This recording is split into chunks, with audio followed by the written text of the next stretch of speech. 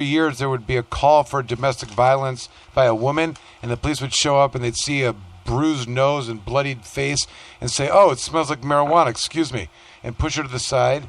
And she's like, "He just ran that way." And like, "No, excuse me, we smell marijuana." So the point is that don't be in those situations. If you can, not everybody can. It's easier said than done. But if you're going to be caregiving, you got to make sure that your foundation is solid. Leave it at that. Well, it's interesting you mentioned the smell of marijuana, because that's a great lead-in to the first case I'd like to discuss tonight on the appellate update. So it's time for the appellate update. Bum, bum, bum, bum, bum, bum, bum, bum, bum, bum. And this appellate update is, of course, sponsored by Camoran Law, 800-656-3557. Call Camoran Law for all your medical marijuana legal needs. And the first case talks about the smell of marijuana is People versus Clark. And this is a case from the 34th Circuit Court, Roscommon, with the Honorable Robert W. Bennett, who held that the smell of marijuana is not probable cause to search a motor vehicle. And this overrules implicitly the standing Supreme Court precedent that we have on that, which was People versus Kitsmirchik. And both cases have a lot in common, similar facts. In both cases, you have a motor vehicle pulled over for loud exhaust, and then the officer smells marijuana. In both cases, the people refuse to consent to search. The difference is with Clark that he had a medical marijuana card. The police officers never looked at it. They put him in the patrol car, and they eventually searched his car. And so this case, which was decided on July 24th, 2018, the 34th Circuit Court, case number 18-008002-FH, the judge granted the motion to suppress, and the people will be appealing on this case. So this is a case to watch for in the Court of Appeals, because right now it's just come from the Circuit Court. But the judge granted the motion to suppress, and on the record, the defense attorney then moved for to dismiss, and the judge granted it. So there is perhaps an appeal coming from the people, and I think it's an appeal of right under these circumstances.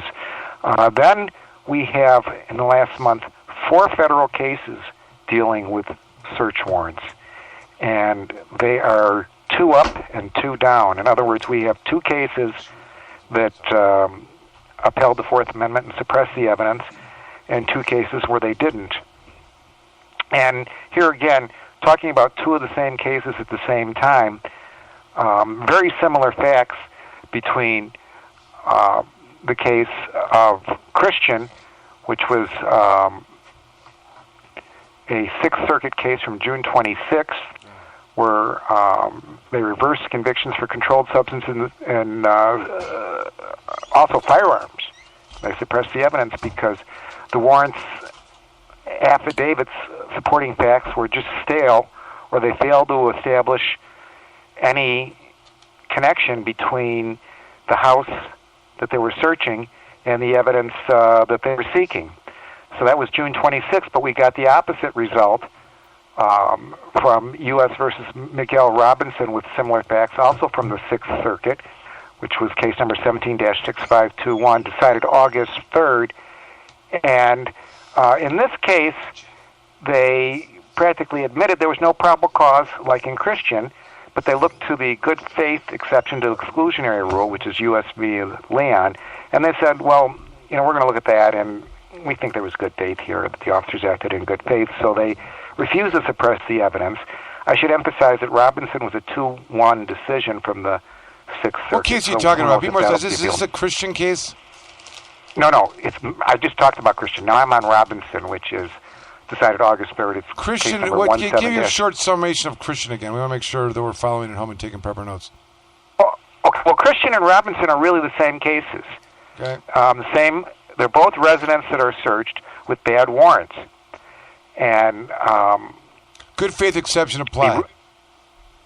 In Robinson, yes, which was August 3rd, 2018.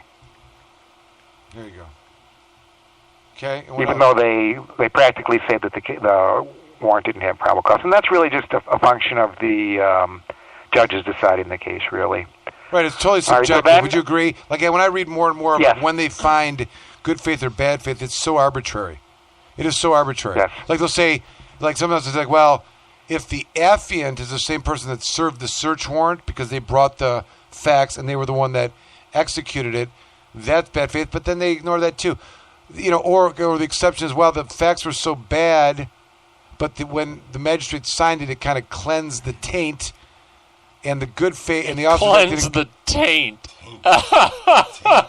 That's a real thing. That's a That real. is the most hilarious phrase in the law that I've ever heard. It's a word that overturned 30,000 convictions that were fraudulently attested to Wow. in the Massachusetts crime lab scandal because they were all tainted by this one analyst. And there was no that cleansing dry that labbing taint. themselves.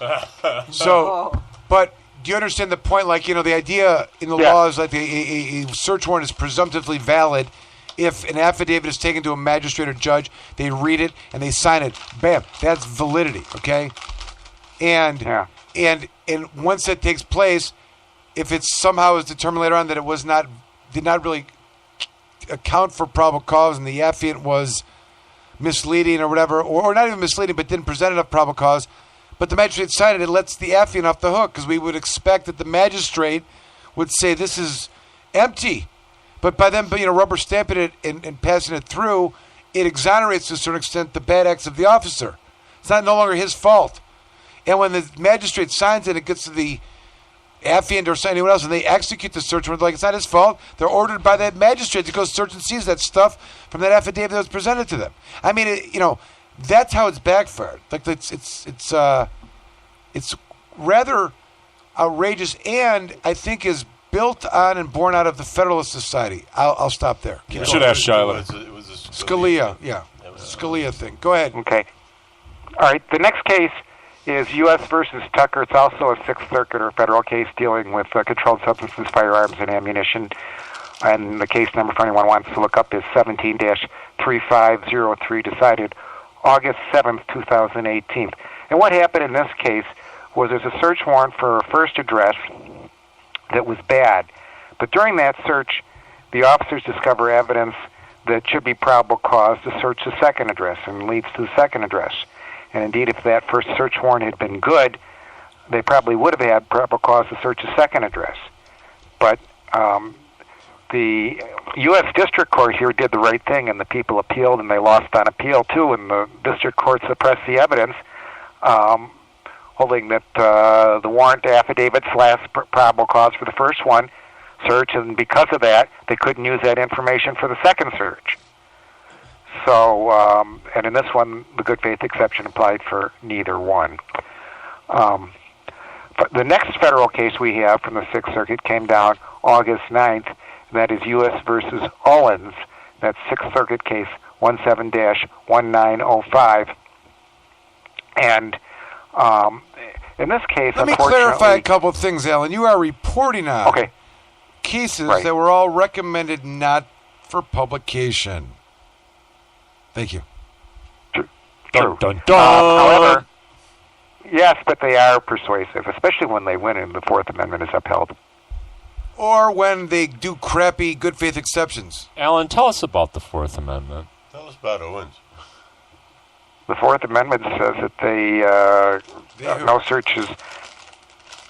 The Fourth Amendment prohibits unreasonable searches and says that search warrants shall not be issued to search without probable cause. By who? Who can search? By who? It's a government action. It's got to be government action. You got to make sure that you. Right.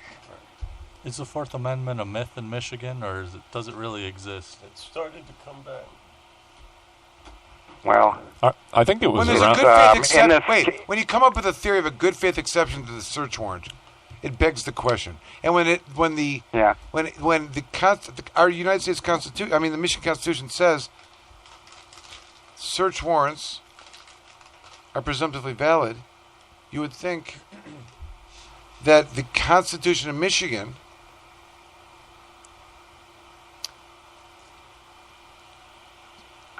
presumes that the Fourth Amendment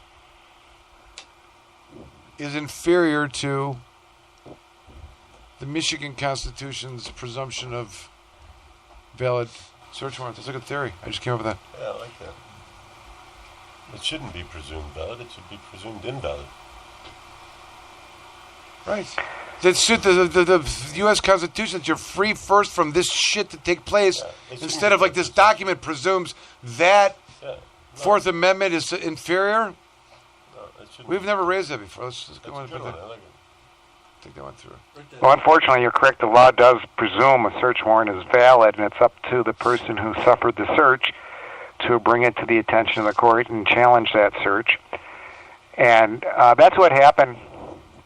And this last case I wanted to talk about from the federal court, which was U.S. versus Owens, case number 17-1905, decided August 9th.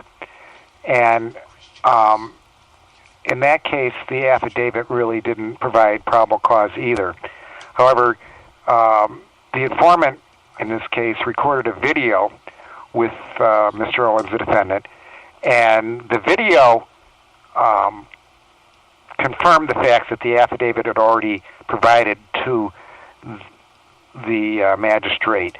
The problem with the affidavit in this one was that it didn't state the informant's reliability as required by the law. That when they rely on a confidential informant, they have to either say that we've got a good past record or other information to say why they believe this informant was reliable. And they didn't have that here, but they had a video which confirmed the informant's information and saying, well, even if this didn't provide probable cause, the good faith exception applied. So we have 2 up and 2 down from the federal court in the last month, where the 2 down really relied on that good faith exception, where really in all cases the search warrant was probably bad. And then finally, the last case is a Michigan Court of Appeals case, and that is People versus Overholt, and that just came out today, August 16th, 2018, and the case number in the Court of Appeals is 340393. And in this case, again, the unpublished. Unpublished. Unpublished, but it's a good case, so let's talk about it. Anyway, is this the unpublished appellate update?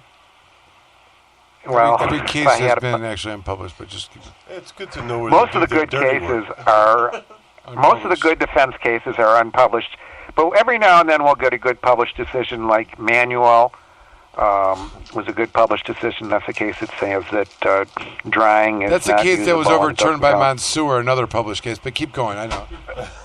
Excuse me, Mansour was. Does not overrule Manuel. They rely on Carruthers, but they don't expressly overrule Manuel. Yes, so they do. It says specifically that this overrules Manuel. Alan. Well, they said it was. Well, I don't. They don't use the magic words overrule. I disagree. I disagree that it is a case of any validity. I think it's insane. Yeah. But it does. It's so poorly written and intellectually dishonest that it. Does all that it can. It goes after Manuel and tries to make Manuel of no legal precedential value. I mean, can it be said any other way? Is Mansour not a proclamation that's good? That case is good law because of Carruthers and Manuel does not? As a matter of fact, and as a matter of law, they pretend in Mansour to overrule Manuel and uphold Carruthers. It's interesting on that case. What they really needed to do. They really needed to convene a conflict panel rather than just issue this Mansour opinion the way they did, because they know that Manuel is the prior published opinion binding on this point, and they really didn't have the authority to issue that Mansour opinion. So I question technically the validity because they didn't convene a conflict panel to do that. So I think it's invalid. I think it's invisible. But anyway, on Overholt, the defendant wanted to assert a Section 8 defense at trial. He was a card holder, but he had too much to claim immunity. So he testified at a Section 8 hearing, and there was no question on the first element, the bona fide doctor-physician-patient relationship and the recommendation for the medical use of marijuana. There was a question of fact on the second element, whether or not he had enough for an uninterrupted supply. But the reason why the judge wouldn't let it go to the jury and denied his Section 8 motion was because there was testimony that his marijuana was being sold to dispensaries, that he had overages and that he was doing that.